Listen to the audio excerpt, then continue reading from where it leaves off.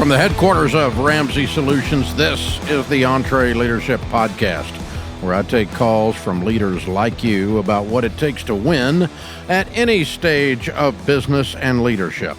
I'm Dave Ramsey, your host, with over 30 years of leading in the trenches right alongside you. This is a common sense show about running a business. Most of the folks we coach and help with EntreLeadership have 5 to about 250 team members. And if you're running something with 10,000 people, I can help you with leadership in general, but I've never done that. Our team is about 1,100, and Ramsey Solutions does about $300 million a year. So that's the size we are. We started on a card table in my living room 30 years ago, and God and a whole lot of people have caused this to happen, and I'm one of them. So we're here to help you. So you jump in if you want to be a caller on this podcast at 844-944-1070, or go to EntreLeadership.com/ask, and we'll try to help you out. Eric's going to start this episode off in Sheridan, Wyoming. Hi, Eric. How are you? I'm doing far better than I deserve. How about yourself? Just the same, sir. How can I help? Well, I am the owner-operator of a small commercial roofing company. I have 11 team members, and this year we're on track to do a little over $4 million in top-line sales, which is about 25% up from last year. Good for you. Thank you. I bought this company from my dad 9 years ago. He founded it almost 40 years ago, and I'm just trying to think ahead of my own exit and transition.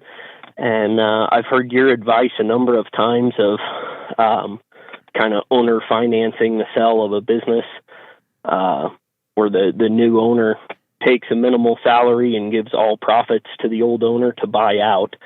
But my business is somewhat of a high liability business. There's a lot of liability involved. We do bonded jobs and things like that. I was just looking for some more tactical advice of how to actually go through that process of, when actual ownership would transfer, at what point in that process, and maybe how to mitigate some of those liabilities for both the exiting owner and the new owner. Well, I mean, you've got to maintain the bonds or you don't get the jobs. And so, I would probably put in the documentation that if the new owner did not maintain the bonds, that they're in default, so that you could come back in and take it over, because they're going to run it in the dirt. It's going to be worth nothing in 20 minutes, right? Correct. Yeah. So, you got a pretty short fuse on that puppy. So, in order to not be in default, and if they're in default, the default mechanism and you'd basically be, in a sense, foreclosing on the business, although there's probably no real estate that you're foreclosing on, but you would be taking the business back over if they failed to keep bonds in place. So they need to give you proof of bond until they paid you out. And then the second thing is that they need to give you proof of liability insurance, and you probably carry some pretty decent limits on that, don't you? Yes. Yeah. Mainly injury, right?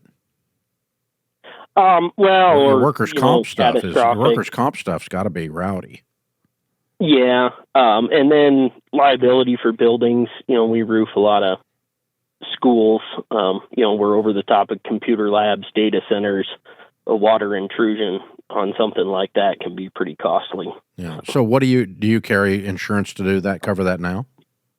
I do, yes. Okay. We have some pretty significant liability insurance. Yeah, I would think you would. That would make sense, and that's what I would do. And so I think maintaining that insurance as well is a mechanism. If they don't maintain it, it's a mechanism for default. Because those are key elements to the destruction of the value of the business itself, if you don't have those things in place. And so if you're going to cut corners and you're the new owner, those aren't two you can cut. Otherwise, I foreclose and take the business back. Okay. And that's, and also, what you and I are discussing here, I've never been in the roofing business, but just observing from the outside looking in, I've been around building my whole life, and I've built large commercial buildings and homes and so forth. And just observing all of that, tells me that those two things they're permission to play. It's table stakes to have those two things in place, right? Bonding and insurance, liability insurance. So you don't get to play at, you could play small time out of the back of your truck, but I mean, if you want to contract a good sized job, you're going to have these two things, the liability to protect you and the bonding to protect it's a performance bond basically. And so, and so that's table stakes. And so if anybody's going to buy your thing and they don't have enough sophistication to understand that that's permission to play, then you probably don't want them as a buyer. Yeah. So it's a precursor to have a sophisticated enough buyer in the mix as well. So I'm just anything like that's essential to the running of the business itself would be a mechanism for default, and you can come back in and take it over. But if you're passing this to family and you've been mentoring them for years, it's kind of a no-brainer. They should understand it, but you can put it in the documents if you want then as well. This is the EntreLeadership Podcast. Your business is humming, but now you're falling behind. Your team's buried in manual work. It takes forever to close the books. Arriving at one source of truth is like pulling teeth. If that describes your business, you should know these numbers: 36,000, 25, and 1. 36,000 businesses have upgraded to NetSuite by Oracle, because NetSuite is the top cloud financial system for streamlining accounting, financial management, inventory, HR, and more. NetSuite turns 25 this year. That's 25 years of helping businesses do more with less, close their books in days, not weeks, and drive down costs. And one, because with NetSuite, you get a customized solution for your KPIs in one efficient system, one source of truth. You can manage risk, get reliable forecasts, and improve margins. Everything you need for better decisions, all in one place. Plus, right now, download NetSuite's KPI checklist for consistently excellent performance for free at netsuite.com/Ramsey. That's netsuite.com/Ramsey to get your own KPI checklist for free. Oh, if you've been listening to this podcast for just a little while, you probably heard me talk to other callers, and we talk about the stages of business, everything from treadmill operator all the way through the legacy builder stage of business. The EntreLeadership team just released our new and improved stage of business assessment. It'll help you easily and accurately identify exactly where your business is, and then you know what to work on to level up and move on through the stages. The speed at which you move through the stages, it doesn't matter. It's taken me 30 years to move through all 5 stages. Our hope is that by teaching you that you can move and grow your business and move through the stages quicker and more efficiently. But it helps to know where you are and then what the items are that help you to move to the next level of sophistication, the next level of productivity. And you'll know what you need to work on. So that's simple. So click the link in the show notes or go to EntreLeadership.com to find out which stage of business you're in. Steve is with us in Oklahoma City. Hi, Steve. Welcome to the EntreLeadership Podcast. Hey, Dave. It's an honor to talk to you. Thanks for having me on. Absolutely, sir. How can we help? So I am a new leader in a real estate business here in Oklahoma City, and I've been with the company for just about a year. And one of the things that we don't provide to our employees, we're a small company, and that I have a goal of in the future is to provide employee benefits like 401k and medical insurance and that sort of thing. Mm-hmm. And so my question is, at what point in your stages do you start offering formal benefits to your employees? I don't know that it would be necessarily a stage issue. Most people in treadmill operator stage don't have the margin to do it. Right. How many team members did you say you had? We have 6. 6. Okay. And what kind of business? It's real estate, property management. We do flip houses and rental properties as well. Okay. Well, in your world, there's a lot of independent subcontractors as well. And so they're more used to providing their own benefits because they're self-employed if you're an independent subcontractor. Right. So that, around the real estate world, that's fairly standard. Like if you own a real estate brokerage operation, you might have 40 agents, but 100% of them are independent subcontractors. There's not a benefits package typically in those settings.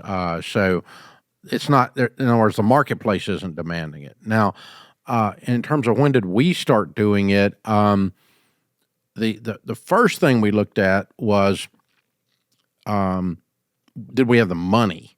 Do we have enough margin? Do we have actual profits that we could then turn and invest back into the team? Then the second thing we looked at is, was that something that we've morally felt good about providing that to the team? And then the third thing was, do we feel like we should be doing that if we could? And then the third thing is is there a measurable ROI? I'll give you an example. Okay, health insurance is uber expensive, it's just crazy. It's and every year I have to deal with it. And since Obamacare came in, it's just God Almighty, it's a mess for small business. It's horrible. Okay, yeah. And then on the other side, there's disability insurance. Long-term disability insurance. Now, long-term disability insurance costs, compared to health insurance, almost nothing. And so that's something I believe strongly in, having long-term disability insurance. And it costs almost nothing. And when I had the money, it was one of the first things I bought because it was a lot easier decision because it didn't cost anything compared to health insurance. Now, health insurance has been a fiasco since day one. And to start with, we came up with a plan. This was before Obamacare, where because we've been in business a long time, and we would pay part of it, you pay part of it, and when it increased, well, we both picked up some of the increase. So you knew what your health insurance was costing. Because people that have 100% of their health care insurance furnished, they don't measure the cost of it at all as a benefit. Right. It could cost a business $1 bazillion, and the employee, the team member, doesn't even care because they haven't noticed. So we're more on that end of the spectrum today, where we furnish I think we furnish all of it, or almost all of it, and so. And certainly meet all the guidelines of the federal requirements today that we have to do. So not as thrilled with health insurance as you can tell, but I'm glad we have it, and we've got some wonderful stories of children in the NICU, babies being born here and they're in the NICU, and health insurance, kept them alive $1 million worth. And we've got wonderful stories of stuff like that. So we've been glad we've had it over the years, but it was a harder one to write the check for because it's much bigger than simple long-term disability, which is a much better bang for your buck on the benefits side. The third thing I would say, or fourth thing, or whatever it is I would say about this is we never, and I would never suggest any of you that are running small businesses, get in the mindset that you have to compete with corporate America on the benefits package in order to get a team member. I want team members here who benefits is one of the last motivators for them. Instead, they're motivated by work that matters, a quality environment. They're motivated by working for a family business who actually knows about them, loves their family, cares about them. Corporate America does none of that. And if all you're worried about is a benefits package, then I'm suspect of you when I'm interviewing you in a small business setting that you're just here to collect a check. You want a job, and where can I get the most money and do the least work?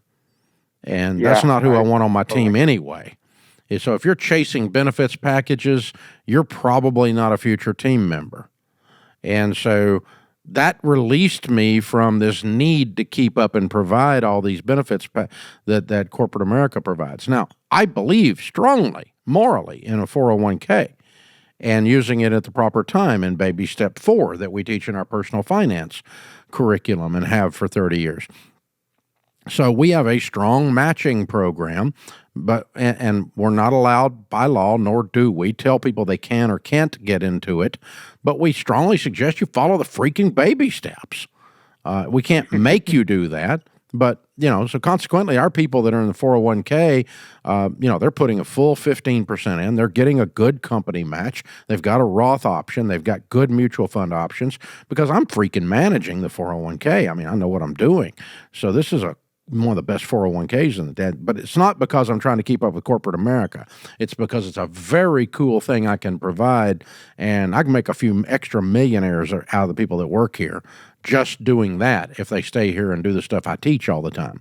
So that's kind of the moral component, and it's got a great ROI. By moral component, I don't mean that they're morally entitled to it. I mean that I morally believe in it. I ethically believe in it. And if I teach 401k on the street, like as a must, as one of the 7 baby steps, then I ought to have a robust 401k program. And we do at Ramsey. So that's the kind of thing I'm looking at. I'm looking for ROI, meaning bang for the buck. If I put in $1 million, do I feel like I'm getting $1 million worth of credit, street cred with the team and with the right kind of potential team member? But I never want someone to join our company because, they've got a great 401k. That should be way down the list of the reason they join Ramsey. Or, they've got great health insurance. That's someone who's figuring out what they can get rather than what they can give. And we want people coming in here that add value, not are trying to be parasites on the organization. So I'm fine running off. I went to work for so-and-so because they had a better benefits package. You know what? That's perfect because we didn't want you anyway. That's not you're not the type. You come to work here and you love our benefits, not because of our benefits. So that's a different mindset. And really, small business, corporate America, the first thing they do when there's a downturn in the economy is they pee on their team members. And they turn around and fire a bunch of them, and they call it layoffs, right? And they just piss all over them, and it's just treat them awful. And so you're expendable. You're just a unit of production, and they'll put your little butt on the street at the first turn of a hat. Small business doesn't do that. Small business people, I talked to a friend of mine the other day, is getting hammered in this downturn right now, and he had to lay off some of the people that he loved. He was crying. He had tears run down his face talking about laying off people because their company's in trouble. I mean, it's a horrible time for them right now. That's small business. They got a huge heart. They love you. You're the last thing they want to do is put you on the street. They work too hard to get you in there. So that's the kind of people that Steve is and that we are at Ramsey. And so, keep that in mind, all of you small business. Don't try to philosophically compete for people that are just looking for a benefits package with your benefits package. But align your benefits package with stuff you really believe in and you really like. I'll give you an example. Here's another thing you could do. Guess what? If you work here, Financial Peace University is mandatory, and you get a whole truckload of our products every year free as an employee benefit. Why? So you can give them to your friends and relatives, and because you believe in what we do here, and you're proud of what we do here. So you can give away, a Dr. John Deloney new book for Christmas presents this year. That's pretty stinking cool. That's the equivalent of if you work at a heating and air company, the receptionist at the heating and air company should have a really fine air conditioner. Hello? I mean, she ought to have the best one in the world, right? And if you work at in a dentist's office, I mean, for God's sakes, everybody ought to have great teeth, right? And it ought to be on the dentist, it ought to be just given, because these are the products that you ought to be bragging about it to your team. Your team ought to be proud to work there and all that whole process. So, there's a lot of things you can do in small business, just sharing what you do with your team.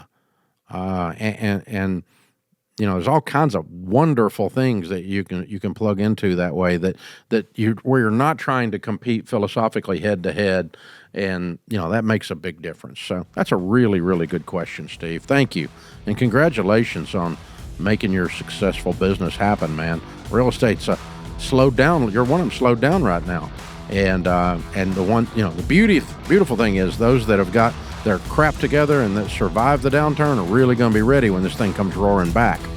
And man, I'm ready for it to come roaring back. This is the EntreLeadership Podcast. This is the EntreLeadership Podcast. I'm your host, Dave Ramsey. Thank you for joining us. Hey, listen, around Ramsey, we believe in small business. We know that statistically and factually and actually, you are the backbone of the American economy. 54% of the gross domestic product in America is by businesses that have less than 500 team members. By definition, small business is the backbone of the economy. And they survive and thrive and come up with the best and brightest and new ideas in spite of the fact Washington pees on them every chance it gets.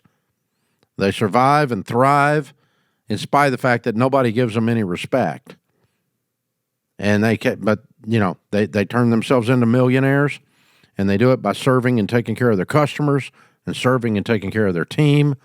I mean, the brightest spot in the cultural landscape of America today is small business. They're the best people doing the best work, and they work their butts off, man. So if you're a small business, you're a family business, man, I'm in your camp. You're heroes, and you deserve to win. And we're here to help you and make sure that you do. Chad is with us. Chad is in Winston-Salem, North Carolina. Hi, Chad. How are you? I'm doing great, Dave. I'm a longtime listener of yours, so it's an honor to talk to you. You too, sir. What's up? So we have 9 full-time employees, most of which are in their 20s or early 30s. So most of them either have small children or are planning to start families soon.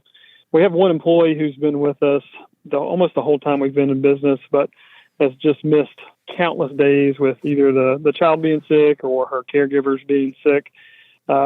We have kids ourselves. We understand that, and we are always accommodating to her needing to be out. But it puts a big strain on our other employees because we're taking the same amount of work and just splitting it amongst the rest of the employees. And there are periods where she doesn't even make enough to meet the full-time requirements for the benefits that we're paying. So my question is twofold. We want to be bosses that are empathetic and accommodating, and we want to promote families. Our family is very important to us. So my question is, one, what is your advice on finding the balance between being that accommodating, empathetic boss while having enough to run a business that relies very heavily on these employees day to day? And the second part is, when it comes time for raises or bonuses, would you recommend it's based off of hours worked? And does that seem like a fair system to reward the people that are there working harder to make up for this? Okay. Second question first, because it's easier. No, raises are just merit-based. They're not based on anything else. And so that can be hours worked. That would enter into it. But, I mean, you have people that work the same number of hours and don't get anything done. True. Comparatively. I mean, if one gal works 40 hours and brings a company $1 million, and one works 40 hours and brings a company $100,000, then it's not hours worked then, right? So it is merit based, and that is what you're doing, cost saving or revenue producing.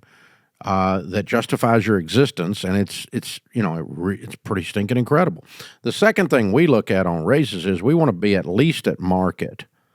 We do comp studies all the time of different categories and say, okay, in Nashville or in Tennessee or in the Southeast, what does this programmer make? A Dev 1 or a Dev 2, or a software engineer or platform architect. What do they make? And we're studying that and going, okay, I'm really not trying to compete with Seattle. That's right. It might get somebody from Seattle, but I'm trying to say in Middle Tennessee, what is the market for this? We might look at the national numbers, but because actually on software people, we do bring them in from all over. But what does the typical person in this category make? So that's the minimum we want to be at. We want to be, competitive there. But then if I've got someone that is like the best of the best of the best in that, then yeah, we're going to be merit-based races. Now, back to the other question. So is the person you mentioned is a lady, I think, that her child is ill. Is there a chronic situation, or the kid's just getting a cold at daycare, or what are we talking about? Yeah, it's a general run-of-the-mill, respiratory or GI issues. No chronic illnesses have been diagnosed, but it just seems like there's a lot a lot more than you would expect. Okay. I mean, do you suspect something else is, because again, okay, two or three things of how we achieve the balance. All right. Number one, how would I want to be treated, or how would I want my daughter treated if this was my daughter and her my grandson? Okay. Mm-hmm. And this was going on. How would I want them treated? Okay. Now, we're a hardworking family, the Ramseys. And so if the kid's getting ill and, they constantly are getting ill, then, what do we got? A daycare that's a germ factory. We need to change daycares. What's going on? I mean, we got at the bottom of this. Just because you don't want the kid ill all the time. Why is the kid ill all the time? There's something wrong. And so I'd want to get, treat other people like you want to be treated. So I just switch shoes. I say, gosh, if that was my daughter, my son, and they were working somewhere and they got cancer, how would you want them to be treated? Okay. That's the first thing we look at. And that also means that we could get involved and go, what the flip's going on here? We don't have to just stand back and accept all this stuff. I mean, we can go, hey, that's not okay. I'm not, because I wouldn't expect an employer to just go forever on a whim. Not on facts and without investigating and sourcing the actual problem and fixing it, okay? So the second thing is then the question we always ask ourselves, okay, when I'm 89, 99 years old and I'm on my deathbed, what will I be proud that I did? Right. And that always leads us to the third thing, and that is, when in doubt, I overdo grace. Okay. I go too long because I'd rather make mistakes going too long than too short. And our team knows that. So sometimes they're looking around going, hey, this duber doesn't work much. But Chad, he always gives them every chance. He's not a pushover. He's not he's not a guy that's going to be taken advantage of, but he's very kind and graceful and strong. And he's always going to give you every chance.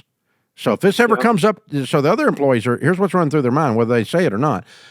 If this ever comes up with me, he's going to treat me that way. Because really, you're telegraphing to the rest of the team how you're going to treat them if they get in a pinch.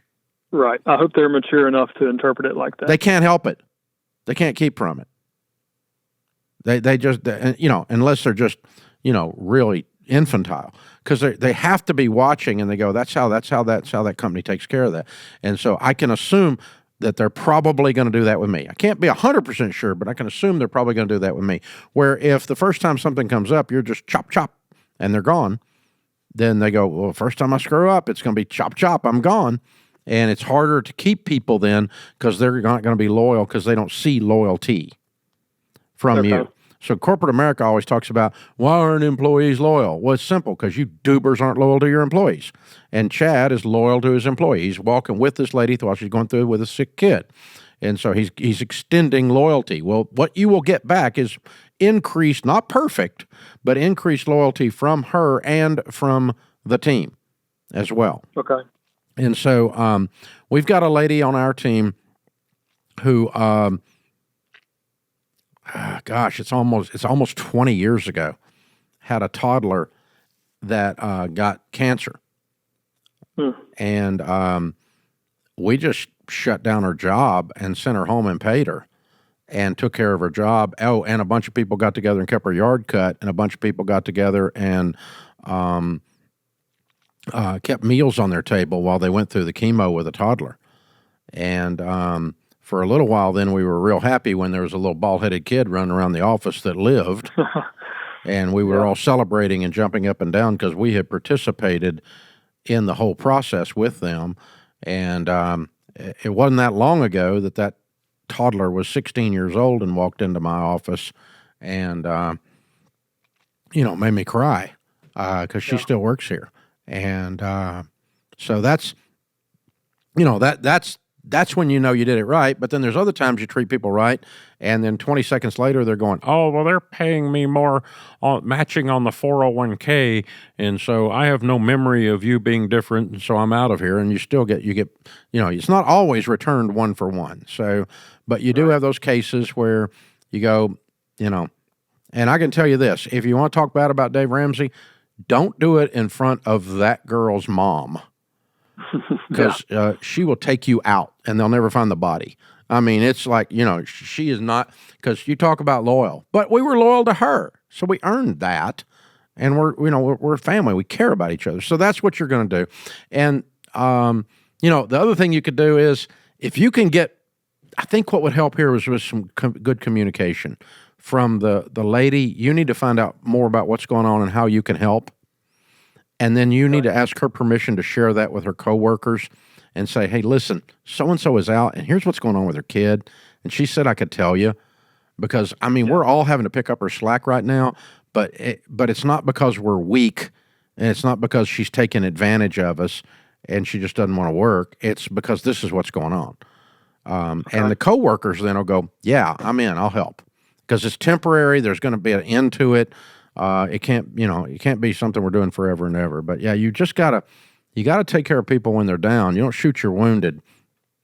And then you just, sometimes you look up and you go, I've reached the end of this and I've gone as far as we can go. And, you can't always, there's an end of this. Like the end of this thing you're talking about, Chad, is, a few more months. Okay. You're not going to do this for 5 years. Okay. So that's not reasonable. So you wouldn't ask someone to do it for you for 5 years. Treat other people like you'd want to be treated. So you're going to do this for a reasonable number of days or months that according to your particular situation, and you're going to have good, clear communication with the team and with the team member that's in there so they know what's going on. And so it doesn't sneak up on them where you go, okay, today's the last day. No, that's not what we're going to do. We're going to say, okay, hon, look, we've been going with this for 7 months now. We got about 60 more days to turn this around, or we're going to have to make other arrangements. And so I'm trying to walk with you. I love you. I love the baby. We're trying to help you, but we've really reached about as far as we can go on this. And just good, clear communication. Don't sneak up on people. And then that way you're not. But even then, you're like, by the time you say 30 more days or 90 more days, you're already emotionally at the end of your rope. So you're already going that mile plus another mile. And you won't ever regret that 10 years later. The only part of it you'll regret is when that person leaves and says something nasty about you after you did something good for them. That's the only part of it you'll regret, and that will happen too. That will happen too. It's part of it. It's just part of leadership. It sucks, but it's part of it. So, but that doesn't mean just because somebody makes fun of you when you dance doesn't mean you quit dancing. Dance, baby. Dance. That's what, bring it. Just let's have some fun here. Let's do this. This is the EntreLeadership Podcast. I'm Dave Ramsey. This is the EntreLeadership Podcast. Mayor is in Brooklyn, New York. Hi, Mayor. Welcome to the podcast. Hi, Dave. Glad to talk to you. You too. How can we help? So I have a low voltage business. We do fire alarm and camera security for the last 6 years. We have currently 15 employees. My question was, how do I determine when to give a raise and how much to give as a raise? I treat my employees very well. But I started out, I had a vision how much I think they should make annually, like weekly. Mm-hmm. But I raised them very quickly, and it came to a point that I felt I can't raise them anymore. Mm-hmm. Like they don't produce as much as I give them. But it comes up as like every year, end of the year, they say, what do I get for a raise? Mm-hmm. Okay. Are you overpaying like a technician what the rest of the industry pays them? Low voltage is everywhere, so there ought to be a standard for like let's say the person that installs the alarms, okay, a technician, right? Yes. Okay. other alarm companies, other low voltage companies, what do they pay that technician and what do you pay them? Good question. I'll have to check that in the industry. Okay. One of the things we do, and I was talking about that in an earlier segment on this particular episode, is that we do a comp study, which you can jump on like monster.com or LinkedIn or different places and do it fairly easily. It doesn't require a ton of money to be spent, or you can just call around and ask, okay, what does this particular position pay in the Brooklyn, New York area? Okay, what does a typical person pulling wire in a low voltage pay, or what's someone who's certified to do alarm installations? What do they get paid on average? And you want to be at or slightly above that amount, but you don't want to be double that amount. Instead, I would be providing them other things, even some cash bonuses and things out of profits before I would just say that's your pay. Okay? So, in other words, let's say you called around, I'll just make up it. What do you pay an alarm tech right now? I started out with, depends his experience, if he's coming from a different or he's a beginner. Okay. But I started in the range right now between $1,200 and $1,500 a week. Okay. All right. And so they're making like $70 a year? Yes. Okay. So you got an alarm tech making $70 a year, mid-range. And if you've got one that's been with you 10 years and 100% of the time or 98% of the time, you know that when they're doing something, A, they're doing it right, and B, they're doing it the way you would want it done, both things. Because right is okay, but the way I want it done and right is really important. Does that make sense? Yes. Like how they treat the customer, how they dress, do they bathe, do they follow up and check on what's going on? If it's a builder they're working with on new construction, are they dependable? All those kinds of things, these are the things that come into it. But if you've got that for 10 years, that person is worth more than someone that has the exact same skill and knowledge and work ethic that starts tomorrow, that doesn't have the experience with you. Okay? So, for instance, my personal assistant, Patty, has been with me 21 years. Patty knows more about Dave Ramsey than Dave Ramsey does. Okay? She and my wife together could write a book that would destroy me. Okay? So Patty's value versus a personal assistant to the CEO of a company this size coming in brand new next week were Patty to retire, her value is light years more. So she gets paid a lot more than a personal assistant would get paid at this level, okay? But it's not just because we love Patty, it's because 21 years of knowledge base of who gets to see Dave, what Dave does, what Dave doesn't do. She's got a sign outside her office that says, "No one gets to see the wizard, no way, no how." All this kind of stuff. It's a big joke, We have a lot of fun with it. But the point is, her experience is valuable inside of this company.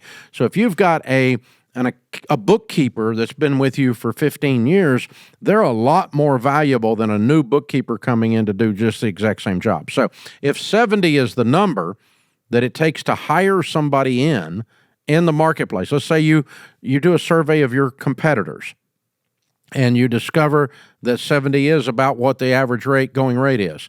Then you would look around among your team and say, okay, this guy over here has been here for 10 years. He's worth more than 70 if he does his job properly. And if he doesn't do his job, we got other issues.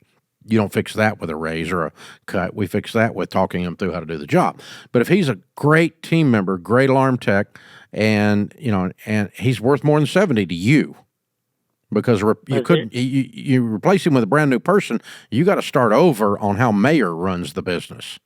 And that has a value.